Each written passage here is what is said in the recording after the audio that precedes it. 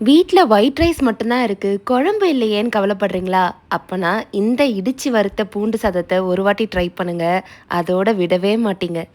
10 பல் பூண்டு எடுத்துக்கோங்க. இதை நல்லா இடிச்சுக்கோங்க. இது கூடவே 1/4 ஸ்பூன் மஞ்சள் தூள் சேர்த்துக்கோங்க. ஒரு சின்ன ஸ்பூன் காஷ்மீரி சில்லி தூள் சேர்த்துக்கோங்க. கூடவே 1/2 ஸ்பூன் மல்லித்தூள் சேர்த்து கொஞ்சமாக உப்பையும் சேர்த்து இதை நல்லா இடித்து எடுத்துக்கோங்க.